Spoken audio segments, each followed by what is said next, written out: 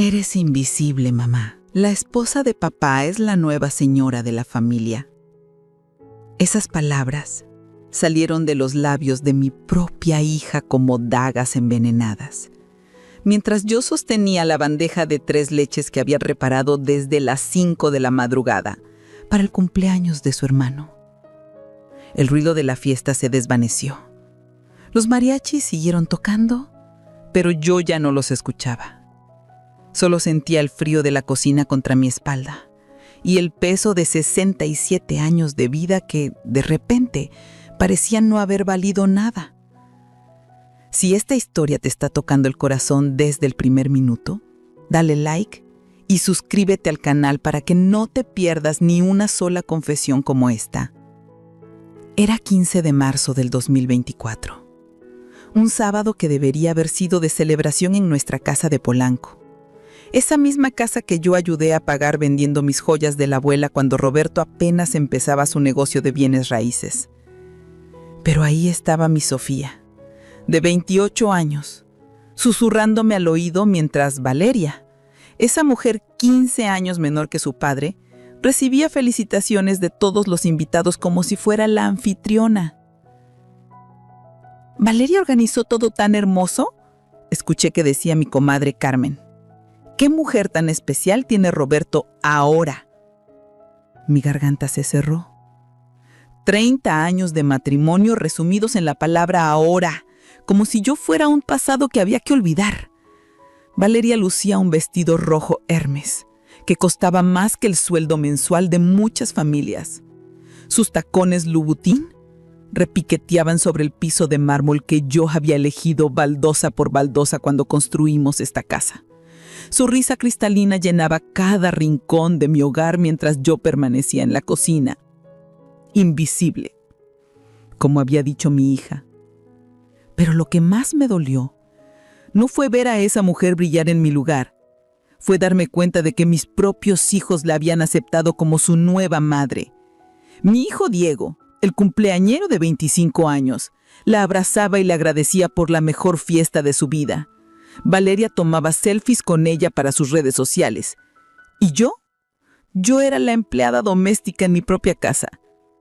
Cuando Roberto se acercó a la cocina para buscar más hielos, ni siquiera me miró. Sus ojos brillaban de esa manera que yo conocía tan bien, pero ya no era por mí, era por ella. Elena, ¿ya trajiste las bebidas al jardín?, me preguntó con ese tono que usaba para darme órdenes, no para hablar con su esposa. Sí, Roberto, respondí automáticamente, como había hecho durante décadas.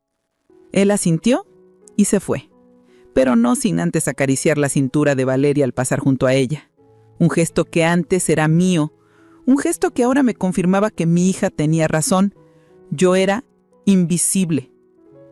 Esa noche, cuando todos se fueron y la casa quedó llena de copas sucias y platos por lavar, me quedé sentada en la mesa del jardín donde habían brindado por la felicidad de Diego. El olor a jazmín de mis plantas, esas que había cuidado durante 15 años, se mezcló con el aroma que había dejado el perfume caro de Valeria. Era como si 2 mundos estuvieran chocando. El mío, lleno de trabajo silencioso y amor no reconocido, y el de ella, lleno de lujo y atención. Tomé mi teléfono y vi las fotos que había subido Sofía a Instagram. En ninguna aparecía yo. En todas aparecía Valeria como la señora de la casa, sonriendo junto a mis hijos, en mi jardín, con mis invitados. Los comentarios eran peores. ¡Qué hermosa familia! Roberto se ve tan feliz con Valeria. Los niños han encontrado una nueva mamá increíble. Fue entonces cuando algo dentro de mí se quebró, pero también se despertó. Esa noche no pude dormir. Me quedé mirando el techo de la recámara principal, esa que ahora compartía con un hombre que me veía como un fantasma.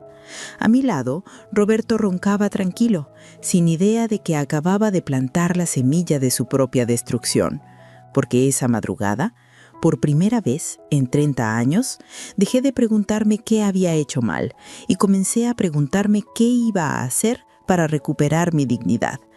Pero lo que descubriría en los siguientes días sobre Roberto, sobre Valeria y sobre mi propia familia, era mucho peor de lo que había imaginado. Continúa para descubrir cómo una mujer invisible se convirtió en la protagonista de su propia historia de venganza.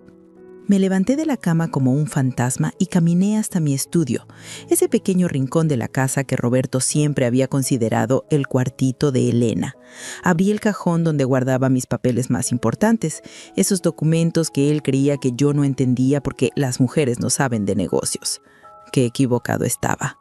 Mientras mis dedos tocaban las escrituras amarillentas de nuestras primeras propiedades, los recuerdos me golpearon como olas furiosas. 1994. Yo tenía 37 años y Roberto apenas era un vendedor de seguros con grandes sueños y cuentas vacías. Pero yo tenía algo que él necesitaba, los $50,000 de la herencia de mi padre. Mi amor, solo necesito que confíes en mí, me había dicho Roberto aquella tarde de abril mientras desayunaba a Monsieur Aquiles en nuestra casita de la colonia Roma Norte. Con esa inversión podemos comprar el primer departamento y empezar nuestro futuro. Sus ojos brillaban con esa pasión que me había enamorado, y yo, como la tonta que era, le entregué hasta el último centavo. Pero no fue solo mi dinero. Mientras él se paseaba por la ciudad buscando propiedades, yo trabajaba doble turno como contadora en un despacho del centro para pagar las cuotas del departamento. Llegaba con los pies hinchados y las manos manchadas de tinta, pero Roberto ya estaba dormido, soñando con su próximo gran negocio.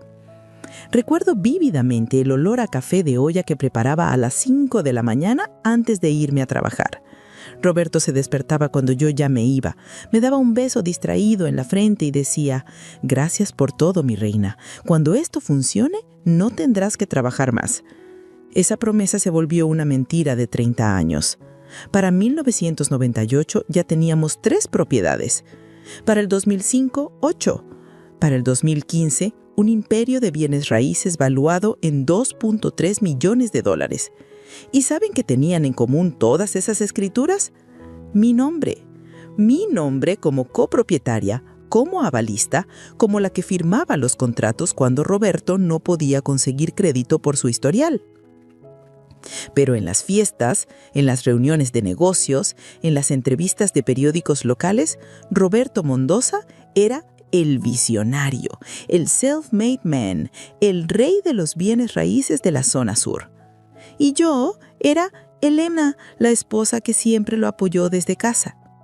La gota que derramó el vaso fue en 2018. Roberto había conseguido una entrevista en el programa de radio más popular de Guadalajara para hablar de su éxito empresarial. Yo estaba lavando trastes cuando escuché mi propia historia contada como si yo no hubiera existido.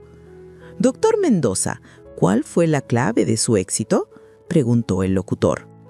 «Pura visión y trabajo duro. Empecé desde cero, vendiendo seguros, ahorrando peso por peso, hasta que pude hacer mi primera inversión. No tuve ayuda de nadie. Todo lo que ves hoy es fruto de mi esfuerzo». Mi plato se resbaló de las manos y se estrelló contra el piso de la cocina. Los pedazos de cerámica quedaron esparcidos como mi corazón. 30 años de mi vida reducidos a no tuve ayuda de nadie. 30 años de madrugadas, de sacrificios, de poner mi carrera en segundo plano para que él brillara, borrados de la historia con una sola frase. Cuando llegó a casa esa noche oliendo a whisky y éxito, le reclamé por primera vez en décadas: «Roberto, ¿cómo pudiste decir que no tuviste ayuda de nadie? ¿Ya se te olvidaron mis $50,000? ¿Mis años trabajando para pagar las cuotas?». Él me miró como si fuera una niña haciendo berrinche. «Elena, mi amor, tú no entiendes cómo funciona el marketing. La gente quiere escuchar historias de superación individual, no de parejas. Además, y aquí vino el golpe que aún me duele, sin mi visión, tu dinero hubiera sido solo dinero guardado en el banco». Esa noche dormí en el sofá por primera vez. No porque él me hubiera corrido, sino porque no podía estar al lado de un hombre que había reducido mi vida entera a solo dinero guardado en el banco. Pero yo aún no sabía lo peor estaba por venir, porque 2 años después, en una cena de Navidad del 2020, Roberto llegó con una sorpresa que cambiaría nuestras vidas para siempre. Su nueva asistente personal, Valeria Ríos, de 28 años, graduada en Administración de Empresas, con una sonrisa perfecta y unas ambiciones aún más perfectas. Elena, te presento a Valeria. Me va a ayudar a expandir el negocio. Es muy inteligente, tiene ideas frescas. Cuando estreché su mano esa noche, sentí algo que no pude identificar entonces, pero que ahora entiendo perfectamente. Era el frío de la traición que se acercaba. Porque lo que yo no sabía era que Valeria no había venido solo a expandir el negocio. Había venido a expandir su poder sobre mi familia y mi vida. ¿Cómo una asistente logró destronar a la verdadera dueña del imperio? La respuesta te va a indignar. La primera vez que Valeria pisó nuestra casa, llevaba un vestido azul marino que le quedaba como si hubiera sido hecho a la medida. Su perfume, algo caro y floral que después supe que era Chanel número 5, llenó el recibidor y se quedó flotando en el aire mucho después de que se fuera. Roberto no podía quitarle los ojos de encima, y yo, ingenua de mí, pensé que solo estaba siendo cortés con una empleada nueva. Elena, Valeria va a estar viniendo seguido para trabajar en los proyectos. Espero que la haga sentir bienvenida, me dijo Roberto esa primera noche mientras yo servía la cena. Su tono tenía algo diferente, una emoción que no había escuchado en años cuando hablaba de trabajo. Al principio, sus visitas eran profesionales. Llegaba a las 9 de la mañana con su laptop y carpetas llenas de números y gráficas. Se instalaba en el comedor, mi comedor, y convertía mi mesa de caoba en su oficina personal. Yo le servía café y pan dulce, como la buena anfitriona mexicana que siempre he sido. Y ella me sonreía con esa sonrisa perfecta que ahora sé que era pura actuación. «Señora Elena, muchas gracias. Está delicioso su café de olla», me decía con una voz dulce que después se convertiría en mi pesadilla. «Roberto me ha contado que usted hace las mejores tortillas de harina de toda la ciudad». ¿Cómo no iba a caerme bien una muchacha que alababa mi cocina y trataba a mi esposo con tanto respeto profesional? Pero las cosas empezaron a cambiar de manera tan sutil que al principio no me di cuenta. Primero, las reuniones se alargaron. Luego comenzaron a incluir cenas de trabajo los viernes por la noche. Roberto llegaba a casa hablando de las ideas brillantes de Valeria, de su visión moderna del negocio, de cómo ella entendía las nuevas tendencias del mercado. Para marzo del 2021, Valeria ya tenía llave de mi casa. «Es para que pueda entrar temprano y preparar las presentaciones antes de que yo baje», me explicó Roberto cuando encontré esa llave dorada sobre la mesa de la cocina. «Es pura eficiencia, Elena, nada más». Mentira, todo era mentira. La primera vez que la encontré en mi cocina a las 7 de la mañana, preparando café en mi cafetera y usando mis tazas de Talavera, supe que había cruzado una línea. Llevaba puesta una bata de seda que definitivamente no era para trabajar, y su cabello caía suelto sobre sus hombros como si acabara de levantarse. «Ay, señor Elena, no la escuché llegar. Espero que no le moleste, pero llegué temprano para adelantar unos reportes», me dijo, pero su voz no tenía ni una pizca de disculpa verdadera. No hay problema, Valeria», respondí, aunque mi instinto me gritaba que todo estaba mal. Ese día Roberto bajó a las 7:30, algo que no había hecho en años. Normalmente se levantaba hasta las 9, pero ahí estaba, recién bañado, con su mejor camisa, sonriendo como un adolescente enamorado. Lo que más me dolió fue ver cómo ella empezó a ganar terreno en mi propia familia. Durante las cenas, cuando yo servía mi mole poblano, el que había perfeccionado durante 30 años, Valeria contaba anécdotas graciosas sobre clientes o hablaba de sus viajes a Europa. Mis hijos la escuchaban embobados, mientras yo permanecía en silencio, sintiendo que mi lugar en la mesa se hacía cada vez más pequeño. «Mamá, Valeria nos estaba contando de cuando vivió en París.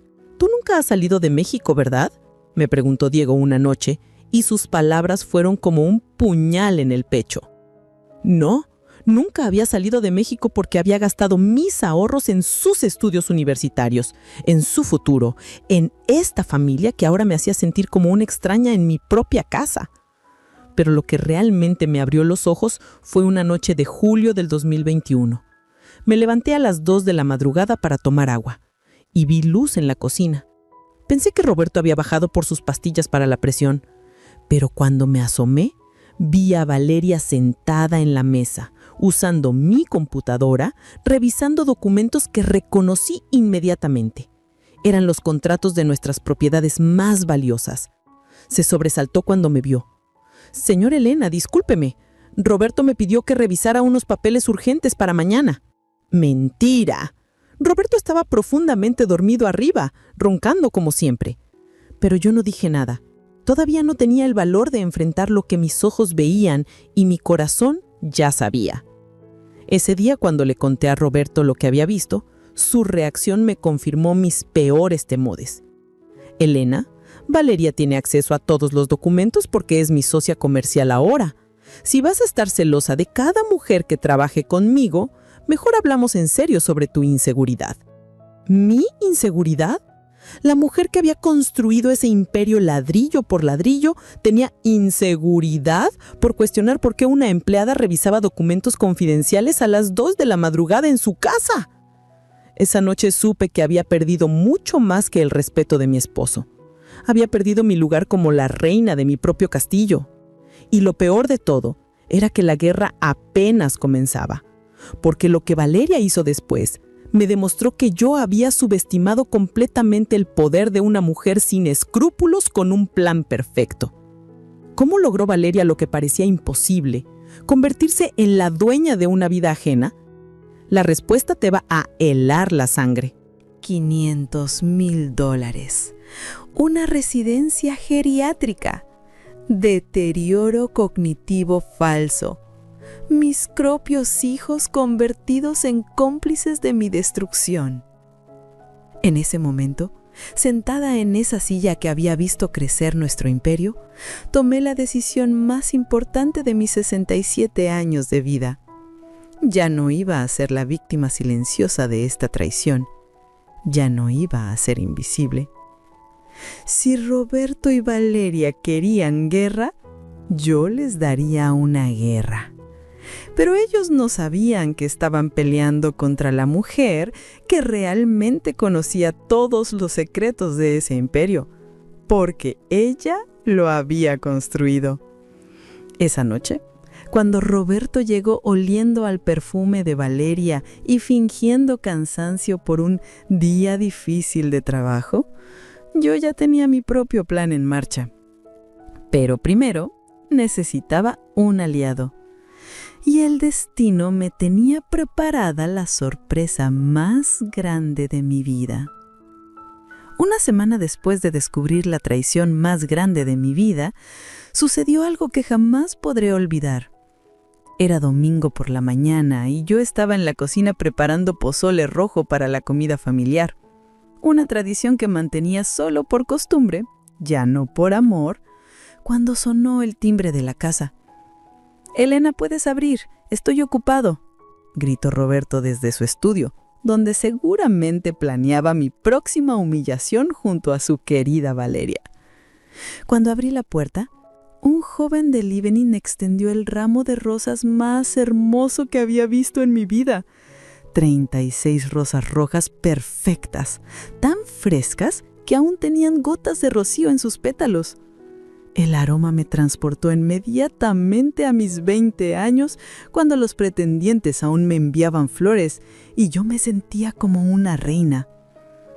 «¿Elena Morales de Mendoza?», preguntó el muchacho. «Sí, soy yo», respondí confundida. Hacía años que nadie me enviaba flores. Ni siquiera Roberto recordaba nuestros aniversarios. «Tiene usted un admirador muy especial, señora. Que tenga hermoso día». Mis manos temblaron mientras tomaba la tarjeta dorada que venía entre las rosas. Con una caligrafía elegante que me resultaba extrañamente familiar, leía: «Para la mujer más extraordinaria que he conocido. 36 rosas para cada año que has embellecido este mundo desde que te conocí. El tiempo no ha hecho más que aumentar tu valor. Con todo mi cariño y respeto, M». Mi corazón se detuvo. ¿M?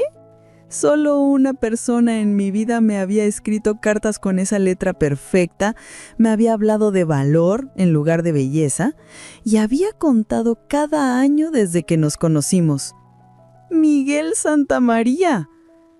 No podía ser posible. Miguel había desaparecido de mi vida hace más de 30 años, cuando decidí casarme con Roberto en lugar de esperar a que terminara su doctorado en España. La última vez que lo vi fue el día antes de mi boda, cuando me entregó una carta que nunca tuve el valor de abrir y que aún guardaba en mi joyero como un recordatorio de los caminos no tomados. ¿Quién te mandó flores, Elena? La voz de Roberto me sobresaltó. Estaba parado en la entrada del recibidor, con Valeria pegada a su brazo, ambos viendo las rosas como si fueran una bomba a punto de explotar. ¡Qué hermosa, señora Elena! ¿No traían remitente? Es muy extraño que alguien envíe flores tan caras sin identificarse. En ese momento llegaron mis hijos para la comida dominical. Diego con su novia Pamela y Sofía con su actitud de siempre. Pero cuando vieron las rosas en mis manos, sus expresiones cambiaron completamente. «Mamá, ¿esas flores son tuyas?», preguntó Sofía con una mezcla de sorpresa y algo que no había visto en sus ojos en años. Respeto. «Sí, mija, son mías», respondí, y por primera vez en mucho tiempo mi voz sonó firme y segura. Diego se acercó a oler las rosas. «Huelen increíble. Deben haber costado una fortuna. ¿Quién te las mandó?». Antes de que pudiera responder, Roberto interrumpió con esa voz controladora que usaba cuando se sentía amenazado. «Seguramente es un error del florista. Elena, mejor las ponemos en agua y averiguamos de dónde vienen para devolverlas». «No se van a devolver», dije, sorprendiendo a todos, incluyéndome. El silencio que siguió fue tan tenso que se podía cortar con un cuchillo. Valeria intercambió una mirada preocupada con Roberto. Mis hijos me miraban como si hubieran visto un fantasma. ¿Y yo? Yo me sentía viva por primera vez en años. «Bueno», dijo Valeria con voz forzadamente casual, «qué lindo que la señora Elena tenga un admirador secreto a su edad». Error, gran error. «A mi edad», repetí lentamente, sintiendo cómo la rabia se acumulaba en mi pecho. Todavía hay hombres que saben reconocer el valor de una mujer de verdad. A hombres que no necesitan buscar jovencitas para sentirse importantes. La copa de mimosa que tenía Valeria en la mano se le resbaló y se estrelló contra el piso de mármol. El sonido del cristal roto resonó en toda la casa como el eco de mi declaración de guerra. Roberto se puso rojo de la ira. «Elena, creo que estás exagerando». «No, Roberto, creo que por primera vez en 30 años estoy siendo exactamente lo que debo ser». Y con las rosas rojas en mis brazos como un escudo de dignidad recuperada, subí las escaleras hacia mi recámara, dejando atrás a una familia que por primera vez me veía como algo más que la señora invisible de la casa. Esa noche, sola en mi cuarto, abrí la carta que había guardado durante 30 décadas. Las palabras de Miguel me esperaban como una profecía. «Elena, si algún día te das cuenta de que mereces más de lo que estás recibiendo, yo estaré esperando. El verdadero amor no tiene fecha de caducidad». Pero lo que no sabía es que Miguel había estado más cerca de lo que imaginaba y que su regreso a mi vida no era casualidad. ¿Cómo un amor del pasado se convirtió en la clave de mi venganza? La historia está a punto de dar un giro que nadie esperaba. 2 días después de las rosas rojas, Mientras Roberto fingía leer el periódico en el desayuno, pero en realidad me observaba de reojo cada 5 minutos, mi teléfono sonó con un número desconocido. Valeria, que últimamente desayunaba en mi casa como si fuera la dueña, levantó la vista inmediatamente. Era como si ambos estuvieran esperando que el misterioso admirador diera la siguiente jugada. «Bueno», contesté, tratando de sonar casual. «Elena, soy Miguel. Miguel Santamaría. Espero que no te moleste que te llamen después de tantos años». Me cortó la respiración. Ahí estaba, después de 30 años, la voz del único hombre que me amó por quien era, no por lo que podía darle.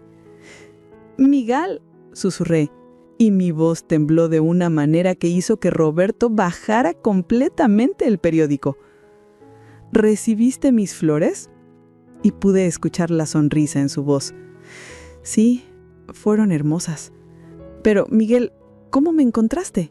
¿Dónde has estado todos estos años?». «Es una historia larga, Elena. Una que me gustaría contarte en persona, si me das la oportunidad. ¿Podrías almorzar conmigo mañana?». Roberto se había levantado de su silla y se acercaba para escuchar mejor la conversación. Valeria fingía revisar su teléfono, pero sus ojos estaban fijos en mí. Por primera vez en años, yo era quien tenía el poder de hacerlos sentir inseguros. «Sí, me gustaría almorzar contigo», respondí mirando directamente a Roberto. «¿Te paso a recoger a las 2? Vístete elegante, Elena. Quiero llevarte al más lindo lugar de la ciudad». Al día siguiente, a las 2 en punto exactas, un Mercedes-Benz negro se estacionó frente a mi casa. Yo había elegido mi vestido azul marino de seda, el que Roberto siempre decía que me hacía ver muy arreglada para una ama de casa, pero que a mí me daba confianza.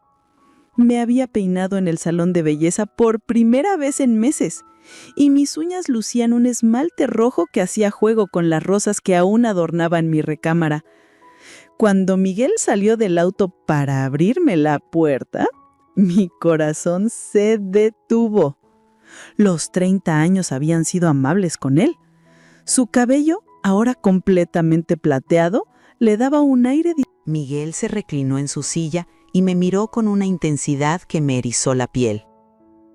«Quiero decir que tengo una propuesta para ti.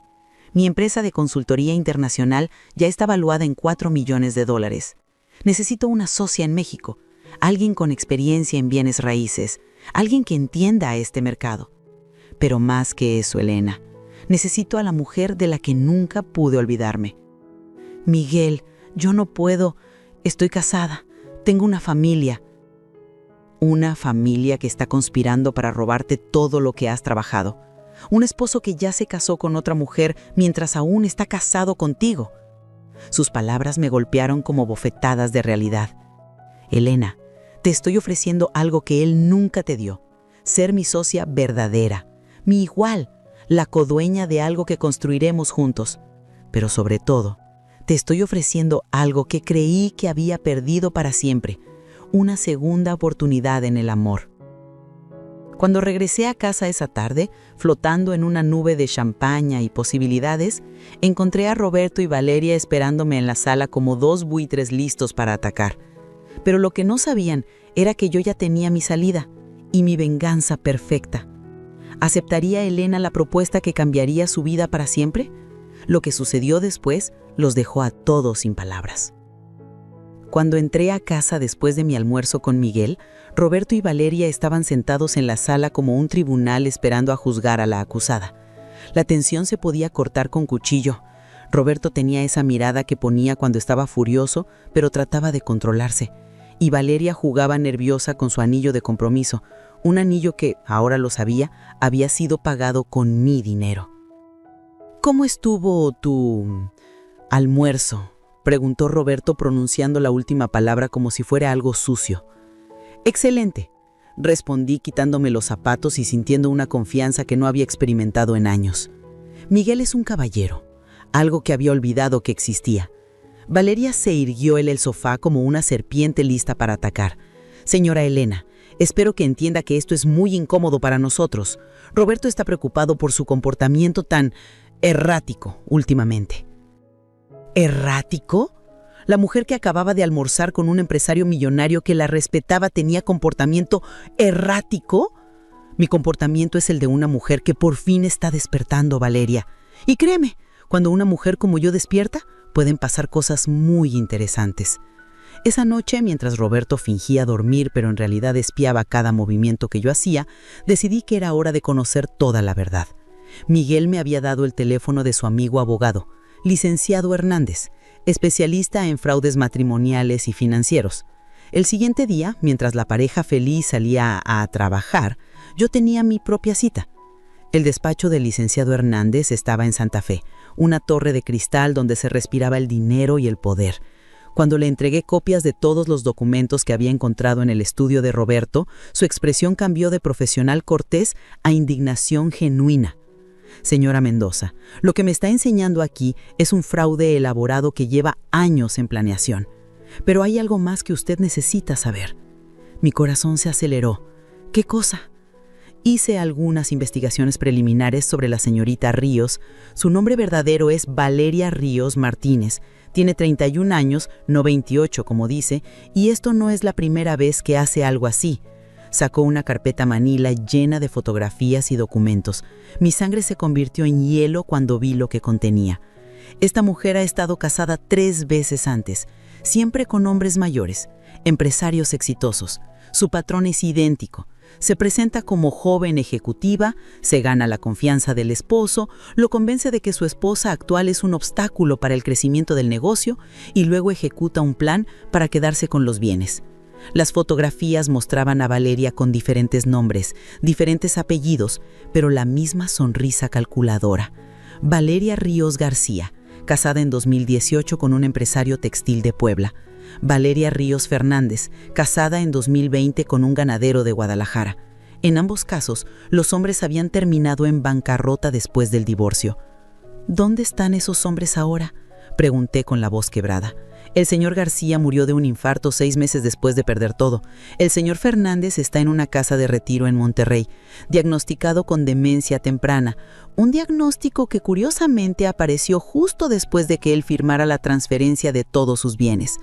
Demencia temprana, como el deterioro cognitivo que planeaban diagnosticarme a mí. Pero hay más, señora Mendoza. Los $500,000 que su esposo ha transferido a Valeria no se han quedado en México. Tenemos evidencia de que ese dinero está siendo enviado a cuentas en las Islas Caimán, probablemente para esconderlo antes del proceso de divorcio. ¿Eso es legal? Es completamente ilegal. Su esposo está cometiendo ocultación de bienes matrimoniales y fraude financiero. Y Valeria, bueno, Valeria es lo que en términos legales llamamos una estafadora serial. Salí de ese despacho con una carpeta llena de evidencias que podían mandar a Roberto y Valeria a la cárcel por años, pero también con una revelación que me heló el alma. No era la primera víctima de Valeria, y si no ha actuado pronto, tal vez no sería la última. Esa noche, cuando regresé a casa, encontré a Roberto en el estudio hablando por teléfono en voz baja. Me acerqué sin hacer ruido y escuché fragmentos de una conversación que me confirmó mis peores temores. La psicóloga viene mañana. Sí, ya Sofía y Diego están preparados para testificar. No, Elena no sospecha nada. Sigue creyendo que solo son problemas matrimoniales normales. Mi propio esposo estaba coordinando mi destrucción como si fuera una operación militar. Y mis hijos, mi sangre, iban a testificar contra mí para ayudar a una estafadora profesional a robarme mi vida. Pero lo que Roberto no sabía era que la Elena inocente había muerto el día que encontré esos documentos.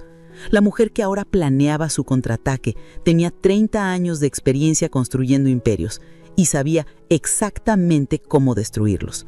Porque si algo había aprendido en mi vida, era que la verdadera guerra no se pelea con gritos y lágrimas. Se pelea con inteligencia, paciencia y la clase de venganza que solo una mujer traicionada puede planear. Al día siguiente, mientras Roberto y Valeria salían temprano a una junta muy importante, decidí hacer algo que no hacía en años. visitar a mi hijo Diego en su oficina. Quería hablar con él antes de que la psicóloga llegara a evaluarme. Quería que mi propio hijo escuchara mi versión de la historia antes de que testificara contra mí. Su oficina estaba en un edificio moderno de la colonia Roma, uno que yo había ayudado a conseguir cuando él empezó su empresa de marketing digital. Cuando llegué sin avisar, su asistente me hizo pasar inmediatamente. Diego estaba al teléfono, pero cuando me vio, cortó la llamada rápidamente. «Mamá, ¿qué haces aquí? ¿Está todo bien?» «Eso es exactamente lo que vengo a preguntarte, mijo. ¿Está todo bien?» Se veía nervioso, incómodo. Empezó a jugar con un pisapapeles de cristal que le había regalado cuando cumplió 25 años. «Claro, mamá, todo está perfecto. ¿Por qué preguntas?» «Diego, necesito que me veas a los ojos y me digas la verdad. ¿Sabes algo sobre los planes de tu papá y Valeria que yo debería saber?» Mi hijo, el niño al que había amamantado por 2 años, al que había cuidado cuando tuvo neumonía a los 7, al que había defendido de los bullies en la escuela, no pudo sostenerme la mirada. «Mamá, papá está preocupado por ti. Hemos notado que has estado actuando diferente últimamente, más agresiva, más paranoica». ¿Paranoica? La mujer que acababa de almorzar con un empresario millonario que la respetaba tenía comportamiento paranoico. Mi comportamiento es el de una mujer que por fin está despertando, Valeria. Y créeme, cuando una mujer como yo despierta, pueden pasar cosas muy interesantes. Esa noche, mientras Roberto fingía dormir, pero en realidad espiaba cada movimiento que yo hacía, decidí que era hora de conocer toda la verdad. Miguel me había dado el teléfono de su amigo abogado, licenciado Hernández, especialista en fraudes matrimoniales y financieros. El siguiente día, mientras la pareja feliz salía a trabajar, yo tenía mi propia cita. El despacho del licenciado Hernández estaba en Santa Fe, una torre de cristal donde se respiraba el dinero y el poder. Cuando le entregué copias de todos los documentos que había encontrado en el estudio de Roberto, su expresión cambió de profesional cortés a indignación genuina. «Señora Mendoza, lo que me está enseñando aquí es un fraude elaborado que lleva años en planeación. Pero hay algo más que usted necesita saber». Mi corazón se aceleró. «¿Qué cosa?» Hice algunas investigaciones preliminares sobre la señorita Ríos. Su nombre verdadero es Valeria Ríos Martínez. Tiene 31 años, no 28 como dice, y esto no es la primera vez que hace algo así. Sacó una carpeta manila llena de fotografías y documentos. Mi sangre se convirtió en hielo cuando vi lo que contenía. Esta mujer ha estado casada 3 veces antes, siempre con hombres mayores, empresarios exitosos. Su patrón es idéntico. Se presenta como joven ejecutiva, se gana la confianza del esposo, lo convence de que su esposa actual es un obstáculo para el crecimiento del negocio y luego ejecuta un plan para quedarse con los bienes. Las fotografías mostraban a Valeria con diferentes nombres, diferentes apellidos, pero la misma sonrisa calculadora. Valeria Ríos García, casada en 2018 con un empresario textil de Puebla. Valeria Ríos Fernández, casada en 2020 con un ganadero de Guadalajara. En ambos casos, los hombres habían terminado en bancarrota después del divorcio. ¿Dónde están esos hombres ahora?, pregunté con la voz quebrada. El señor García murió de un infarto 6 meses después de perder todo. El señor Fernández está en una casa de retiro en Monterrey, diagnosticado con demencia temprana, un diagnóstico que curiosamente apareció justo después de que él firmara. Roberto estaba especialmente contento, paseándose por la sala con su copa de vino y contándole a todos sobre su próximo hijo. Valeria, radiante con un vestido rojo que resaltaba su pequeño pero ya visible embarazo, recibía felicitaciones como si fuera la novia en una boda. ¡Un brindis!, gritó Roberto cuando todos estuvimos reunidos en el comedor. ¡Por Valeria! ¡Por el bebé que viene en camino! ¡Y por los nuevos comienzos! Todos levantaron sus copas.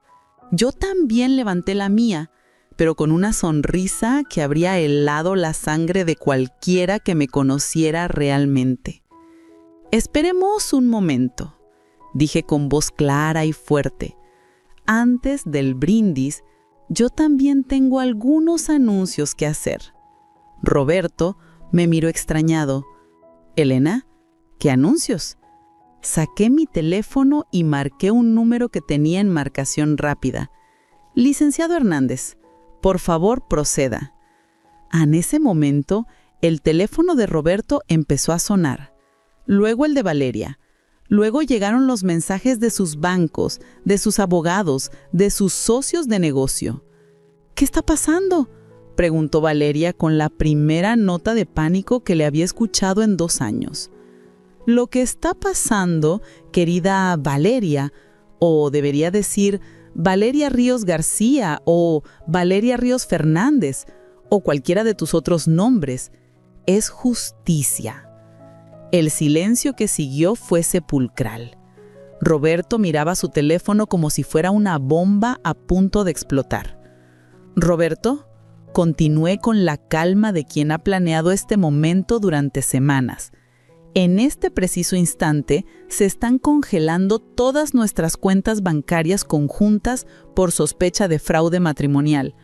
Las escrituras de todas nuestras propiedades están siendo revisadas por un juez, quien descubrirá que mi nombre aparece como propietaria legal en el 80% de ellas. Valeria se puso de pie tan rápido que su silla se volcó. ¡Esto es ridículo! Elena, usted está teniendo un episodio psicótico. ¿Psicótico? Me reí con una risa que salió desde lo más profundo de mi alma liberada. ¿Sabes qué es psicótico, Valeria? ¿Casarse con 3 hombres diferentes usando nombres falsos? ¿Envenenarlos lentamente con diagnósticos médicos fraudulentos?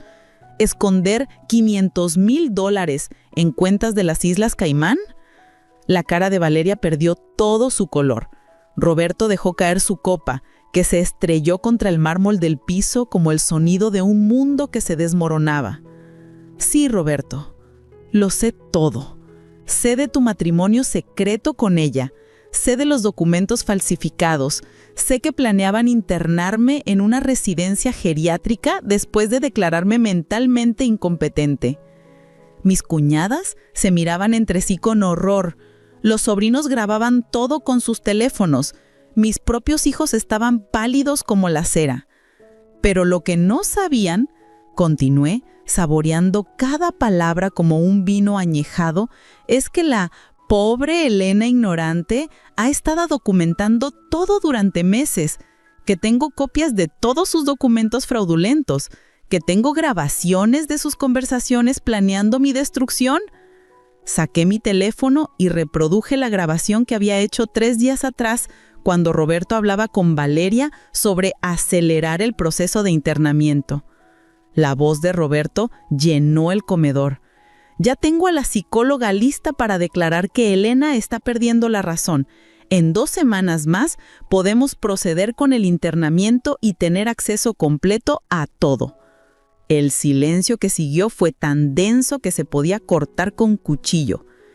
Y ahora, dije, poniéndome de pie con una elegancia que no sabía que poseía, les voy a dar las buenas noticias.